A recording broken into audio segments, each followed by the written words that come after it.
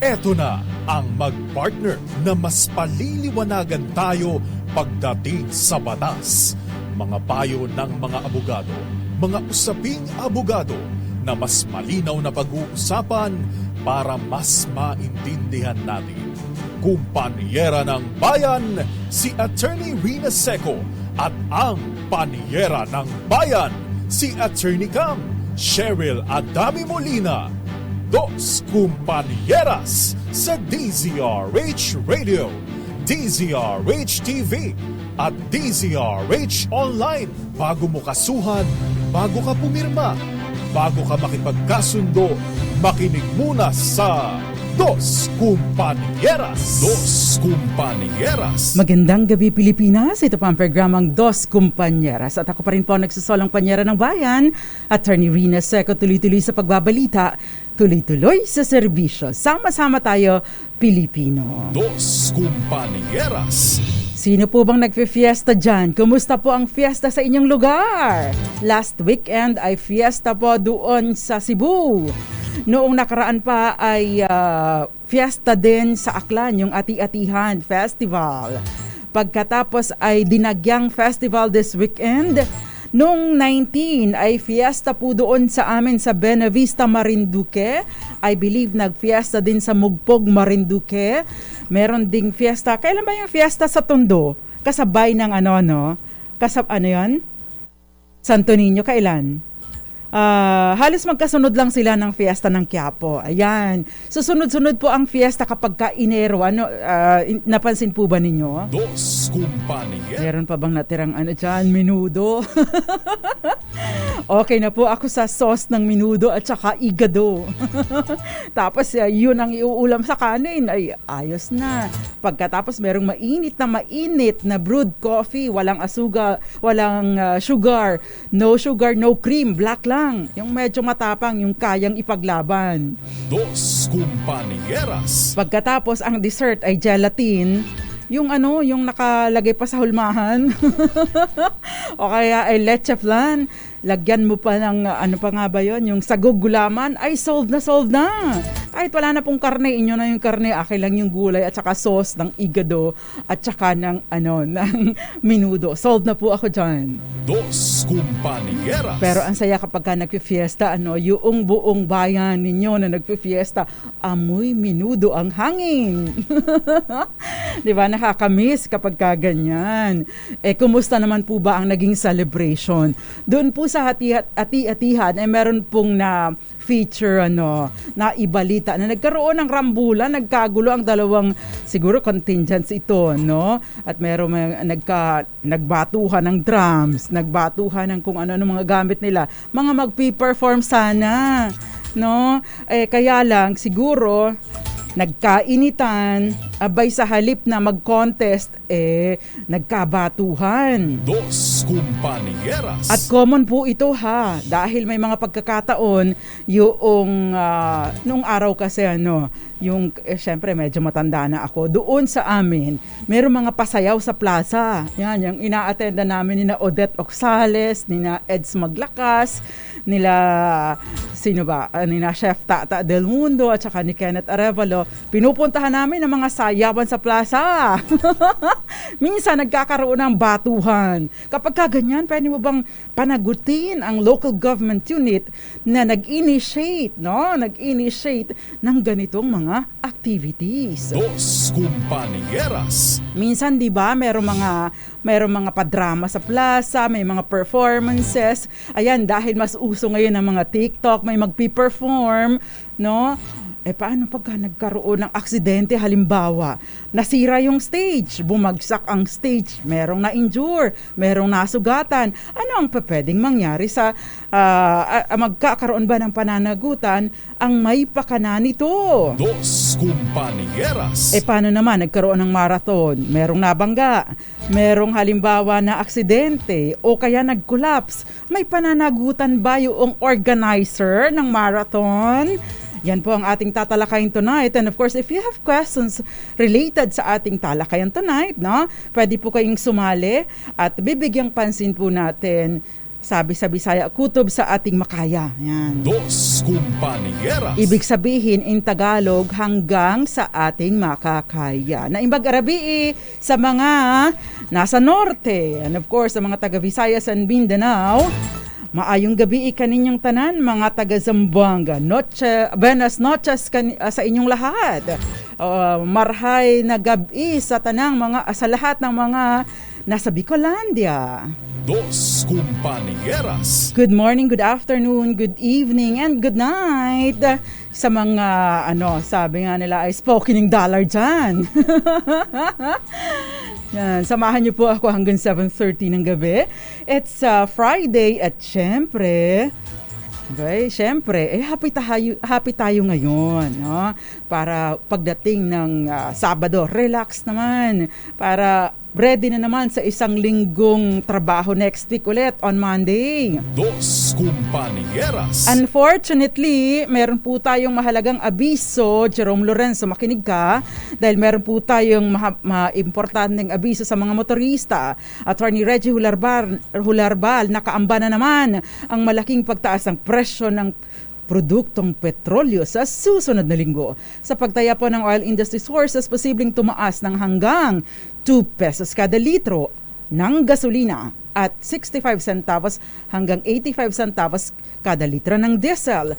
Posible namang maglaro sa 20 centimos hanggang 30 centimos ang increase sa kada litro ng kerosene. Ito na po ang ika-4 na sunod na linggo na may pagtaas sa presyo ng krudo, epekto ng lumalalang sitwasyon sa Red Sea. Dos Compañeras. Ang problema ay next week pa po ang payday.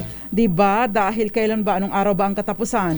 Medyo may katagalan pa, kaya petsa de peligro pa tayo. Makakapagpa full tank ba? Makakabili ba ng, ng kerosene? By the way, ang LPG po yung mga seniors. Pagbibili ng LPG, yung 11 kilogram na LPG, asikasuhin po, i-claim po ninyong discount, 5%, karapatan po ninyo yan sa ilalim po ng Expanded Senior Citizens Act. Dos Compañeras. I-gamitin po natin, i-avail po natin ang ating mga privileges at mga karapatan, para kaya nagkaroon pa tayo ng batas kung hindi din natin i-avail ang mga benepisyo nito. So, bago po tayo magpatuloy sa ating main topic tonight, magandang gabi muna. Pagpupugay po sa lahat ng mga nanunood, nakikinig sa ating programa tonight. Magandang gabi sa iyo. Nasaan si Daddy Roel Resio? Bakit hindi ko makita ngayon? Si Harold Del Rosario, Christopher Corpus, nanonood sa atin sa Project 4 Quezon City. Si Pancho Sabordo Jr. at si Naito Syong. Magandang gabi po sa inyo. Yung mga nanood po kagabi, ay late po ang pasok ng inyong mga messages. Kaya naman ay babawi ako. So, ngayon ko po kayo babatiin. Magandang gabi po sa inyong lahat. Si Christopher Corpus, Benjamin Domingo, si Daddy Roel Resio, na kapag ka guilty or not guilty daw ang tanong, magko-call a friend. Magandang gabi din sa iyo, Ma'am Maria Teresa Lazaro and si Feli Vel, dyan sa Santiago City, sa Isabela. Nanunood sa atin, of course, si Chona dyan sa Las Piñas. Magandang gabi po sa inyo. At syempre, mga nanunood sa atin sa ating DZRH Dos Compañeras Facebook page, lalong-lalo na po Kenneth Arevalo, Tita Ami Miraflor Garcia, and Ramel Maluto dyan sa Guimaras. Nakakatawa, no? Pagka nagme-message po kayo, samahan niyo po ng ng kung saan kayong lugar nanunood. Dos Compañeras. Pero tama ba ito? May nababasa akong flash report. Saglit lang. Flash Report. Flash Report. Meron pong report si RH7 Henry Uri kaugnay sa kanyang itong bagong order, DepEd order tungkol sa pagtatanggal ng administrative responsibilities ng mga guro. Inilabas na. Henry Uri, magandang gabi sa iyo. Attorney Rina, ito ay kasunod ng pag-announce kahapon ni Vice President at Education Secretary Sara Duterte na tatanggalan na nga ng mga administrative task or responsibility ang mga guro Kaugnay nito, ngayon lamang ay kapapadala lamang sa atin ang Department Order Number 2 Series of 2024 na nagsasaad ng pagtatanggal nga ng mga administrative tasks sa mga guro. Ang mga tatanggalin, Atty. Rina, na administrative tasks ay mga sumusunod: personnel administration, property and physical facilities custodianship, general administrative support, financial management, records management, program management, kagaya ng feeding, school, DRRM, and other related programs. Ito, Atty. Rina, ang mga dating ginagawang ito ng mga guro ay ibinabalik na lamang sa mga school heads sapagkat ayon dito sa department order na ito ay trabaho ng mga school heads at ng mga non-teaching personnel at ito ay kanilang sole responsibility. Ibig sabihin talaga kanilang responsibilidad dito at hindi dapat itong ipinapataw o ipinatatrabaho sa mga guro. Ang department order na ito, Atty. Rina, ay magkakabisa na ngayong January 26, 2024. Naku, lalo magiging... Sa Pilipinas, Henry, lalong magiging busy ang mga school heads. Lalong magiging busy ang mga school heads kasi napakarami din nilang ginagawa. I know this for a fact dahil ang kapatid ko ay principal doon sa amin. Oo, pero yung mga guro kasi natin meron ding mga umaangal naman sapagkat nababawasan din yung kanilang focus at saka time sa dapat sana ay na itutuon lamang sa pagtuturo. Kaya't nadinig naman ito ng kagawaran, particular ni Vice President Sara Duterte, ang kalihim ng Department of Education. Kaya ito nga, at inaalis na sa mga guro ang personnel administration, property and physical facilities custodianship, general administrative support, financial management, records management, program management, kagaya ng feeding, school DRRM at iba pang mga programa na dapat ay ang magtatrabaho na at hinihingi nitong order na ito ay ang mga school heads na lamang. Okay. Wala sa kauna-unahan sa Pilipinas, DCRA. Yes, Atty. Rina. Okay, thank you very much, Henry. Alright, para sa kauna-unahan sa Pilipinas, DCRA, isa ko si Henry Uri. Tuloy-tuloy sa pagbabalita. Tuloy-tuloy sa serbisyo. Sama-sama tayo, Pilipino. Flash Report. Flash Report! Maraming salamat sa iyo, Henry Uri, kaugnay sa iyong report. Yung mga administrative responsibilities ng mga guro ay inilipat sa mga school heads. Ayan, good luck sa inyo! Dos Compañeras. Actually, maganda din ito. Kaya lang siguro, I think, kakailanganin ng additional na manpower ang mga eskwelahan para dito. Kasi napakabigat din, ang dami rin mga ginagawa ng mga school heads. But anyway, magandang gabi po muna. Ako ay babatiin ko itong mga MBC employees in the 90s dahil bumisita po sila sa amin ngayon. Magandang gabi sa iyo. Ang napakagandang si Ma'am Josie Songko, si Tita Marnie Francisco. Si Tita Marnie Francisco, naalala ko, nung lumabas yung result ng bar exam, nakasama ako sa mga pumasa. Inakap ako ni Chadeli Magpayo at saka ni Tita Marnie Francisco. Sabi niya, kung ako ang mga magulang mo, kung ako ang nanay mo, fiestahan kita. Sabi ni Tita Marnie Francisco. Si Tita Marnie po ay accountant namin dati.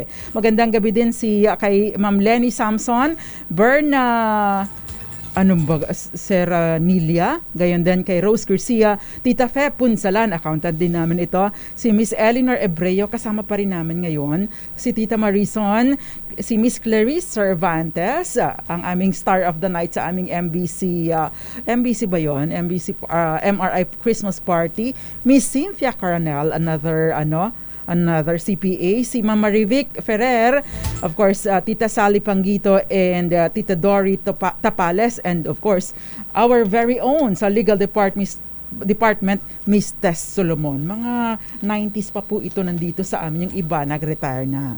Dos Compañeras. Okay, magandang gabi din po sa inyo, Ray Mendoza, dyan sa New York. Ay, nanonood siya sa atin. Anong oras na po ba dyan sa inyo? Si Jinky Porley Andrade, At saka si Violeta Montecalvo sa amin, sa probinsya, punot dulo sa sayawan ang mga may amat. Ibig sabihin may tama nakainom.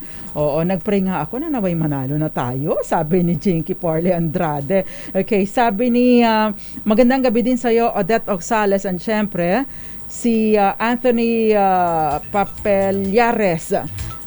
Minsan kasi ang mga pinagmumula ng gulo sa fiesta ay pagka merong amateur sa gabi at may invited na artista, yung tipong tuwang-tuwa ka sa panonood, maraming nanonood, tapos may mga biglang may magpapakawala ng kung ano man, pasintabi sa mga kumakain ngayong munggo dahil Friday.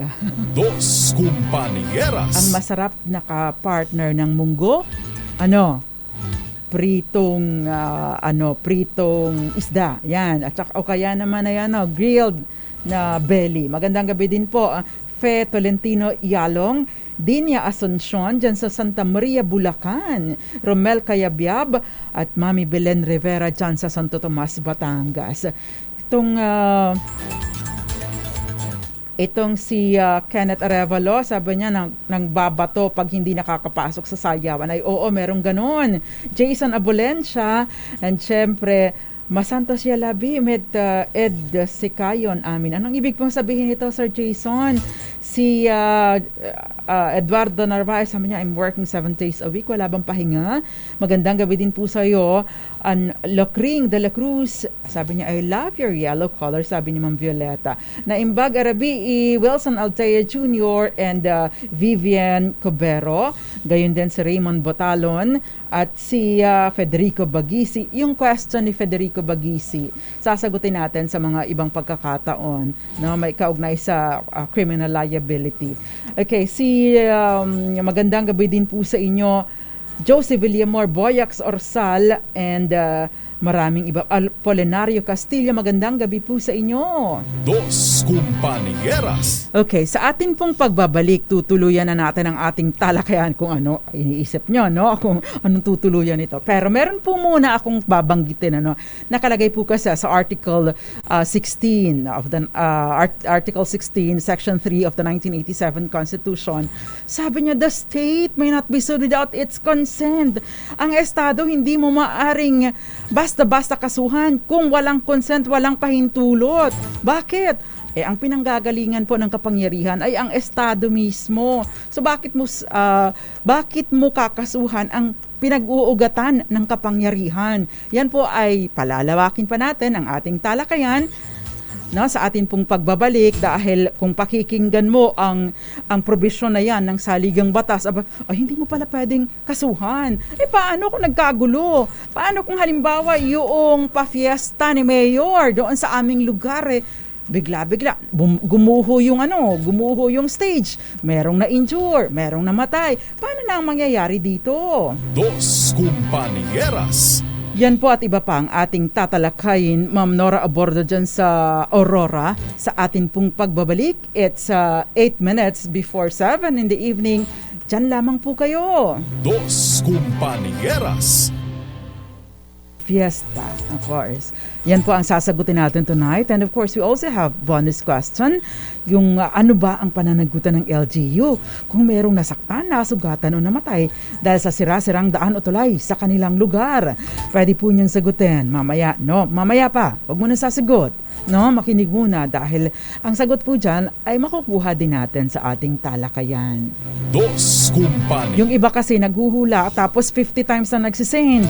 Mali pa rin. So makinig muna bago sasagot. Gawin po nating practice na bago tayo sumagot, bago tayo magsalita, nakikinig muna ng kwento, nakikinig muna ng mga probisyon ng batas o nung kahit kausap natin na makinig muna bago sumagot. Kasi yung iba, nag-iisip na kagad ng isasagot. Wala pa naman, di ba? Dos Compañeras. Bahagi po ng mas maayos na talakayan, yung natututo tayong makinig, no? At wini-weigh natin ang mga kung halimbawa mga talaken, yung mga circumstansya, yung facts, yan. Ganyan po ang isang matuwid na tao. Ayan. Yan. Dos Compañeras. Okay, kanina binanggit ko na po yung constitutional provision, ano. Ito po actually ay isang international law principle, no. The state may not be sued without its consent. Kailangan ng pahintulot ng estado, no, para siya ay makasuhan, no.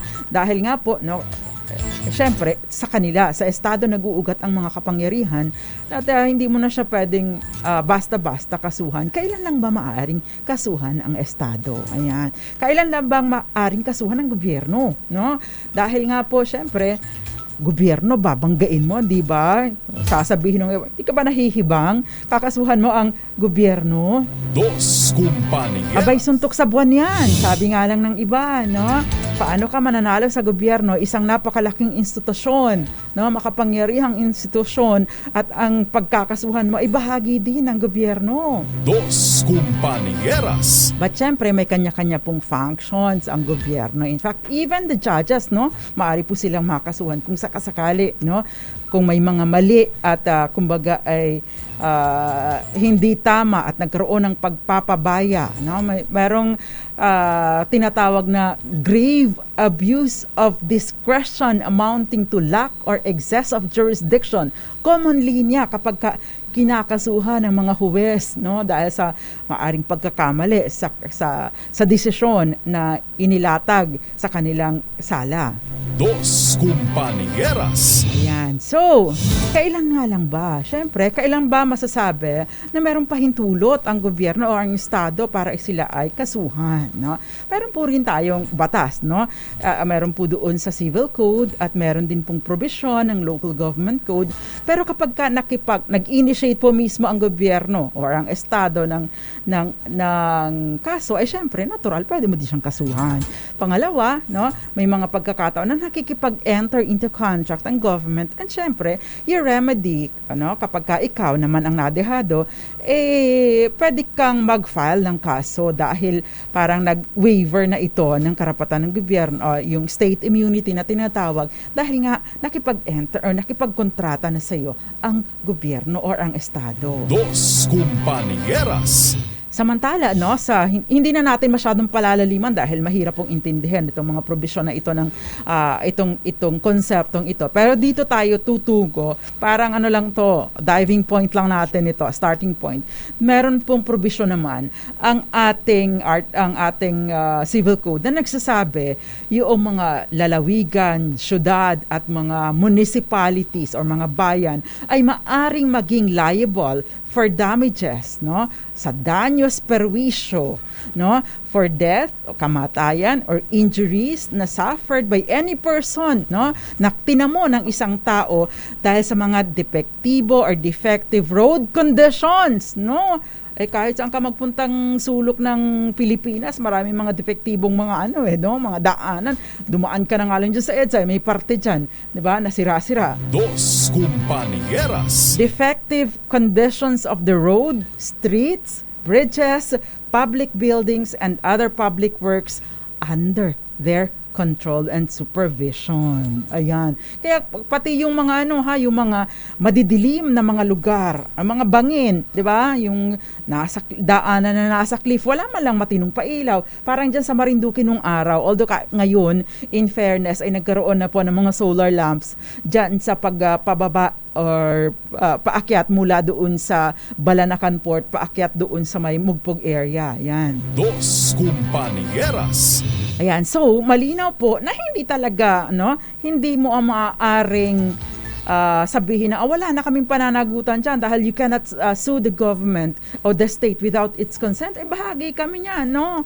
Kami LGU, Local Government Unit, dahil mismong ang Civil Code na po ang nagsasabi niya ang mga syudad, ang mga lalawigan at ang mga munisipyo. At take note, meron pa rin pong provision itong Local Government Code, Section 24, liability for damages ng mga local government units at ng kanilang mga opisyales, no? Dahil hindi po sila exempt from liability for death or injury to persons or damage to property. Dos Compañeras. So in short, tama yung binabanggit mo, classmate Jerome Pacho, na kapag ka nagkaroon ng kapabayaan, maari mong makasuhan, maari mong mapanagot ang local government unit, and even kung halimbawa yung mga opisyal ng inyong lokal na pamahalan ay nagkaroon ng pagpapabaya, no, sa kanilang mga responsibilidad. Dos Compañeras. Ayan. So, yun po yung basic principle na at least, no, dapat nating malaman. Magandang gabi muna sa iyo, partner Vince Haen. At syempre, merong activity tayo, dahil abangan po sa Feb 6, merong isang napakalaking event na mangyayari dito sa amin. At syempre, ito po ay nakaka-excite dahil meron tayong aabangan na kasama pa rin ang DZRH TV at ang ating mga kapatid sa iba't ibang FM stations, no, sa ating himpilan. Antabayanan po natin yan. Exciting sa Feb 6. Dos Compañeras. Nag-digress ako a little. Pero merong question dito. Actually, earlier we were discussing this. Ang question, paano po, attorney, yung nangyari dyan sa may MOA na meron pong drugs na merong nangyari pa, no? Diba? I don't know kung minor yung involved doon. O kaya may mga pagkakataon po, attorney, na may mga events, no? Although yun, hindi naman po local government unit ang may control, ang may obligasyon doon, ang may control doon, dahil syempre that was a private event. At merong sponsor, meron din namang events organizer. Actually, marami na ding naging reklamo doon sa mga yung cosplay, no, activity dyan din sa MOA, mga ganyang problema.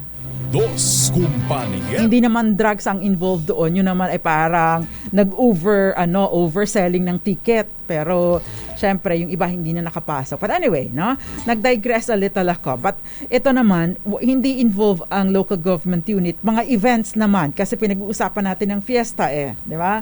Kapag ka po ganito, no, yung halimbawa sa ganong sitwasyon, ang titingnan natin, it was a private event. Sino po ba ang organizer? Kasi may mga pagkakataon, kagaya ng sa Lollapalooza, di ba yung ganito, yung siya yung i-determine po natin yung sponsor, yung nagbibigay lang ng pera at nag-organize ng event, no? Kasi kung babalikan po natin yung isang kaso, ito yung Pop-Cola Junior Marathon. This is a 2017 case, no? Naging desisyon ng Korte Suprema sa Abrogar versus Cosmos Bottling Company and Intergames Incorporated. Ito po yung first Pop-Cola Junior Marathon kung saan nag-claim po ng damages yung magulang. Kasi merong isang marathon, sumali sa marathon na nabundol po siya ng jeep, no? Doon sa marathon, ruta ng marathon, no? So, ikinasuhan po ng mga magulang ng biktima yung Cosmos Bottling Company, yung kumpanya ng Pop-Cola, at the same time yung Intergames Incorporated, yung organizer ng event. Dos Compañeras. Ang sinabi po ng Supreme Court na ang Pop-Cola, ang Cosmos Bottling Company, sila lang ay sponsor, sila lang yung nagbigay ng pera para pampremyo at gastusin doon sa event. Pero ang organizer nito ay yung Intergames Incorporated. Yun ang may pananagutan for damages dahil itong mga responsibilidad na ito, pagsisecure ng place, sila dapat ang nag-coordinate ito sa local government unit, at the same time sila dapat ang nag-provide ng enough security at tamang ruta at pag-coordinate kung yung padadaanan dapat secluded or hindi dinadaanan ito ng mga ibang sasakyan para matiyak, no, na maiiwasan ang aksidente kapag kaganito. Ayan. Dos Compañeras. So dapat yung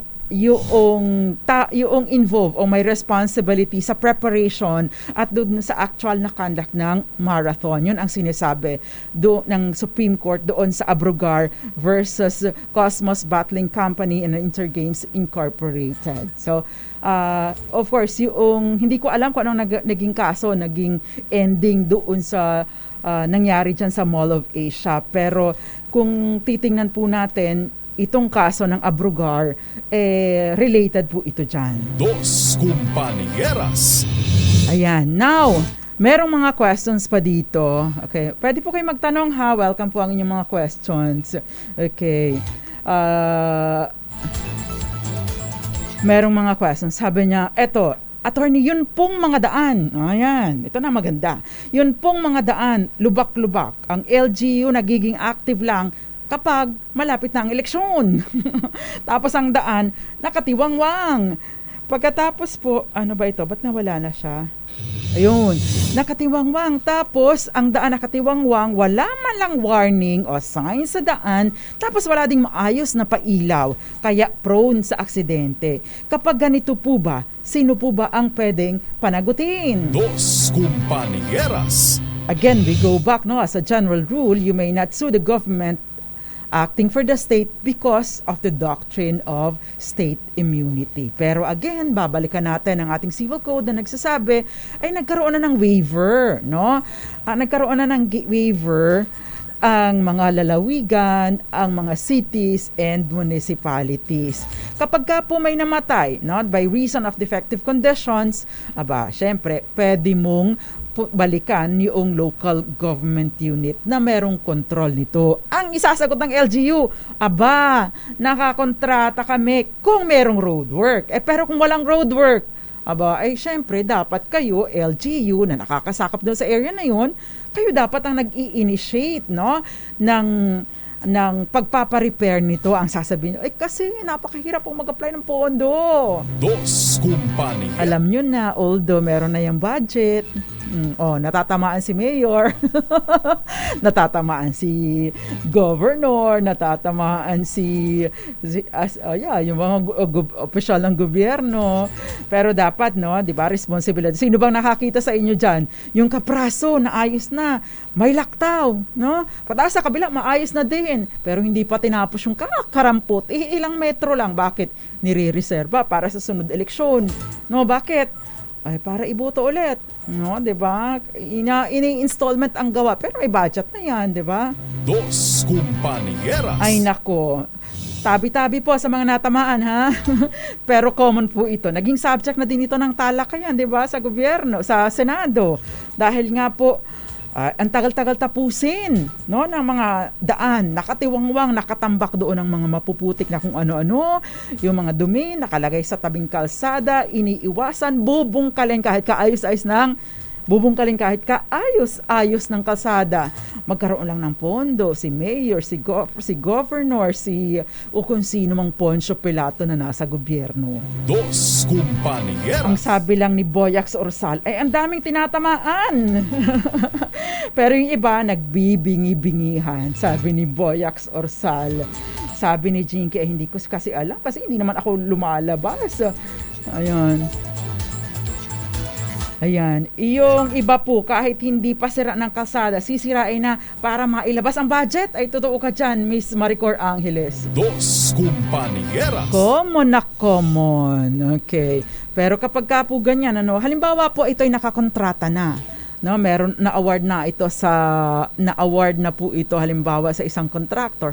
Kasama po sa mga kondisyon, no, ng mga kontratang ito ay for the contractor to provide yung mga tamang notices, mga signages to ensure na safe din po ang ating mga dumadaan sa area. Dos Compañeras. Kaya yung mga biglang nagsusulputan ng mga kung ano-ano, pero saglit lang, ha, MMDA.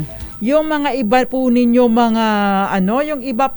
mga traffic enforcers, o sino bang naglalagay ng mga cones sa daan, ng mga barriers, nakadilim-dilim, hindi man lang nilalagyan ng ilaw. Pagkatapos mabubulaga ka na lang na bakit merong cone sa gitna ng daan, magugulat ka, no? Kung hindi ka alerto, ay delikado ka. Dos Compañeras. Nagiging prone po sa aksidente, hindi ko maintindihan. Tsaka yung mga barriers, gumagalaw kahit pa everyday kang dumadaan doon, hindi mo tuloy matansya kung ano na bang gagawin mo dahil galaw ng galaw yung mga barriers. 'Di ba? Dapat tinitingnan din po 'yan na kinu-consider because involved po dito ang safety ng mga motorista, ang safety ng publiko, ng mga pasahero. Dos Compañeras. Si Anthony Papallares, sabi niya, Papelyeras. Sabi niya, paano naman kung kalsada ay madalas may baha at hindi makadaan ang mga sasakyan, tapos ang option nila ay dumaan sa isang subdivision para makarating sa pupuntahan nila. Pero nagrereklamo ang mga homeowners association ng LGU. Paano kaya ang desisyon? O may tama. Dos Kumpanya. Pag mga private properties po kasi, hindi basta-basta nadadaanan.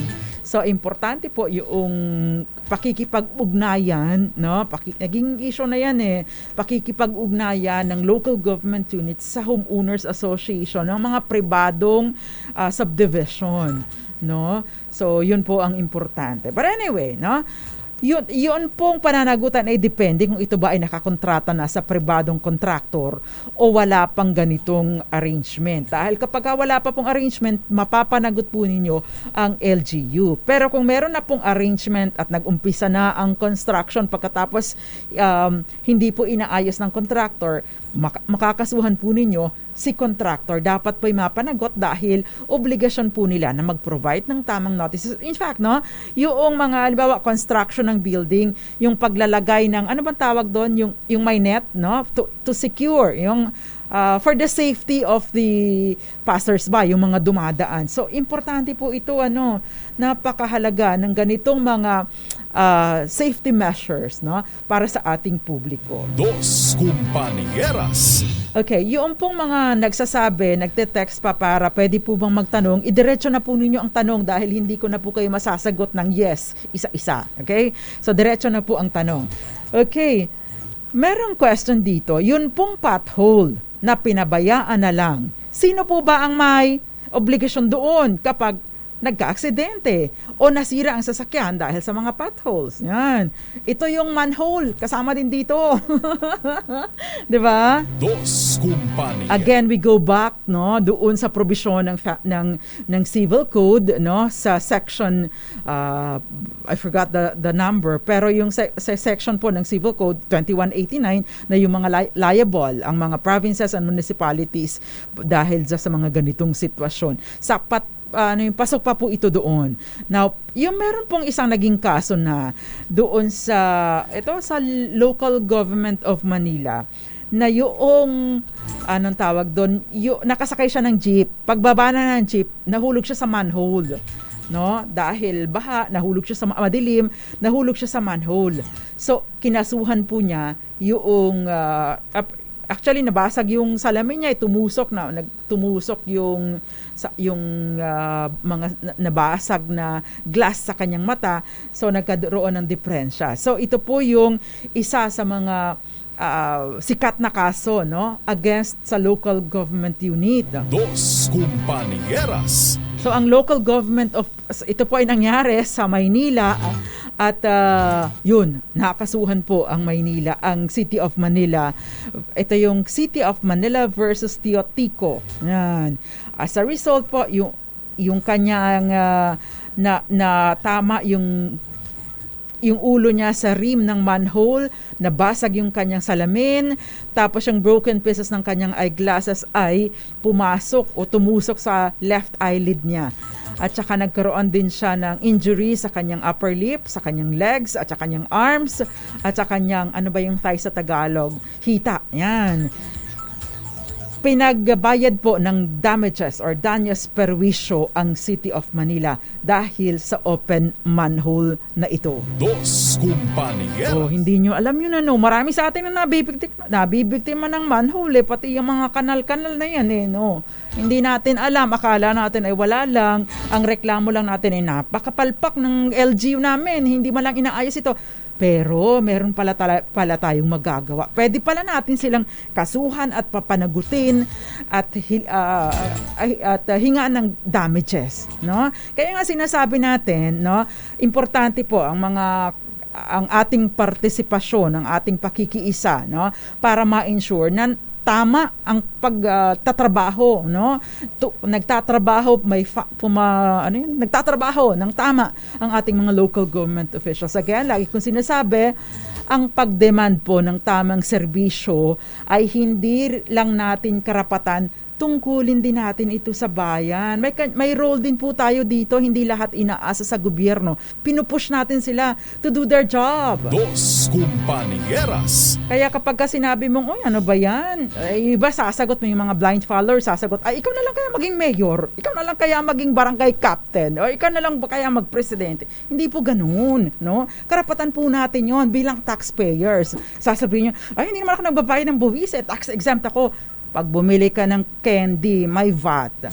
Pag sumakay ka ng kung ano man, merong VAT. Pagka ikaw ay may biniling produkto, merong VAT. So anong hindi ka nagbabayad ng buwis? Nagbabayad ka ng buwis. Kahit yosi binili mo, may excise tax. Dos Compañeras. Ayan, Manolito Pasha, magandang gabi po sa inyo. Okay, ang tanong, paano kung na-aksidente ka at ang nakabangga sa'yo ay sasakyan ng gobyerno? Pwede bang kasuhan? Meron na pong naging kaso niyan, yung National Irrigation Administration versus Fontanilla. At bibigyan pansin po natin yan mamaya sa ating pagbabalik. But again, meron po tayong bonus question tonight. Ano ang pananagutan ng LGU or local government unit kung may nasaktan, nasugatan o namatay dahil sa mga sira-sirang daan tulay sa kanilang area of jurisdiction? Ipadala po bilang private message sa akin Attorney Rina, second page na messenger dahil hindi ko po nabubuksan yung messenger ng Dos Compañeras, pero dapat po ay nakafollow din kayo sa aming page para may chance kayong manalo. Again, ito po ay sponsored, no, ng isa nating tagapakinig, generous na tagapakinig, and nag-ambag din ako para encourage din kayo para din sa ating mga local ating mga loyal na listeners. Dos Compañeras. At magbabalik pa po ang programang Dos Compañeras sa lahat ng nagfe-fiesta. Happy fiesta po sa inyo. Pengeng sauce ng menudo. Dos Compañeras. Joke lang. Ngayon Monggo night Monggo day tsaka pritong galunggong. Sa amin ay masarap yung pritong tapulok ang tawag. Yung parang ano nga ba yung isda sa sa Tagaytay? Diyan sa may tawilis, parang tawilis. Pero mas masarap yun sa amin kasi mas malasa yung diyan kasi sa may Taal, medyo matabang, no? Kasi tubig tabang yan. Pero sa amin, meron kaming tapulok ang tawag, masarap pagka crispy. Tapos may sausawan kang toyo, merong kamatis, at meron suka. Ay, attorney, hindi ko na kailangan ng toyo. May toyo na ako Anyway, magbabalik pa ang programang Dos Compañeras. Ilan po muna mga paalala. Nakakasama pa rin po ninyo, Attorney Rina Seco. Ingat po sa mga nasa biyahe pa, ha. Ingat po kayo. Diyan lang po kayo muna, ha. Magko-commercial lang muna ako. Dos Compañeras. Yan ang naaksidente sa kalsada tulad ng manhole incident. Kanino po ba pwedeng humingi ng tulong legal o pwedeng lumapit? Worried po sa gastos. Okay. Kapag ka po ganyan, kung wala po kayong walang kakayanan, maaari po kayong dumulog sa IBP, Integrated Bar of the Philippines. Nagbibigay po ng mga yung mga pro bono cases, no? Nag-handle po ng mga pro bono cases yung mga marami sa aming mga lawyers, yan. Dos Compañeras. Actually, obligado po kami mag-render ng libreng serbisyo from time to time. Pero hindi sa lahat ng pagkakataon dahil syempre kailangan din naman namin kumita at napakalaki din naman po ng gastos, no, kapag nag-aaral. Ayan. Dos Compañeras. Sabi ni sino ba itong, sabi niya, kung mahuhulog din lang ako, ayaw ko sa manhole. Gusto ko sa taong mahal ko. Boom! Naka naman, sino ba yung nagsabi noon? Si Anthony Papelyares ba yun? Papelyeras? Okay, magandang gabi din sa iyo, Topex Hamulin. And syempre, Michi Ordeliano Hamulin. Dos Compañeras. Nakakatawa, kayo mga humuhugot pa kayo, ha? Okay, magandang gabi din sa iyo and advance happy birthday, Sanser Pertes and Judge Cheryl Alomio Macapagal dyan sa Masinloc, Zambales. Dos Compañeras. Okay, before we pause for commercial, meron tayong question, hindi po ba? yung tungkol, ano nga ba yung binasa kong question kanina kasi napakarami ng mga questions, ang dami, hindi ko maalala yung National Irrigation Administration, kapag ka po yung na-aksidente at na may nakabangga sa iyo isasakyan ng gobyerno. Nangyari na po ito sa isang kaso involving yung driver ng National Irrigation Administration, NIA. No? Tapos nabangga po nila yung spouses Fontanilla. Pagkatapos yung pong isa doon ay nasawi eventually. Tapos nagsampa po sila ng kaso. Ang sinasabi, nagmamadali ang driver. Regular driver po ito ng NIA, no? Tapos so sobrang pagmamadali, nakabangga siya. Tapos itong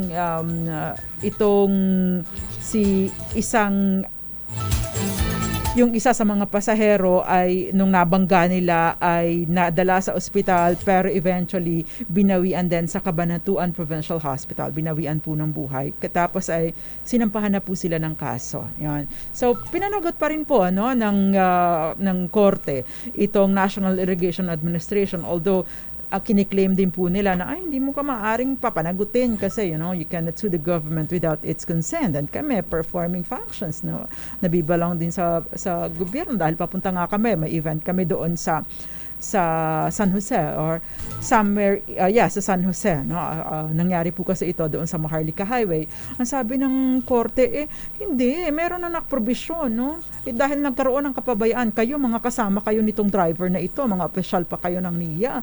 Pagkatapos hindi man lang ninyo, sobrang bilis ng takbo niya, nagkaroon kayo ng kapabayaan. Bakit? Hindi man lang ninyo ni-remind ang inyong driver, driver na magdahan-dahan kasi baka ma-aksidente tayo sa daan. Dos Compañeras. Yan, ang sinasabi nga maaring magkaroon ng liability ang gobyerno dahil sa mga tortuous activities or acts ng special agents nito, at saka kapag yung mga private business aspects ng mga ahensya ng gobyerno, pwede yung kasuhan ang gobyerno at pwedeng maging liable. Dos Compañeras. So eventually nagkaroon po ng award ng damages doon sa heirs noong namatayan. Attorney, hindi po sa government, halimbawa sa mga swimming pools, lalo pa malapit na naman ang summer, may mga aksidente po, ang bata nadudulas, makukulit po talaga ang mga bata, pwede po pa silang panagutin. Okay, meron pong bagong kaso involving malaking hotel, Sofitel Manila. After 10 years, nagkaroon na po ng award, pinanagot po sila for damages dahil meron pong bata na naglalaro, nadulas sa may swimming pool, nagkaroon po ng seizure after some time. Tapos pinanagot po sila ng damages. Ito ay 2023 decision lang. Dos Compañeras. Okay, ngayon, yung mga waiver naman ay medyo mag-OT na tayo, pero yung waiver po kapag nagkakaroon ng field trip, hindi po yun valid at kailangan pa rin po, kapag kasi nag-execute kayo ng waiver, parang sinasabi, wala na kaming pakialam sa mga bata nyo, na kahit pa sumama sila sa field trip.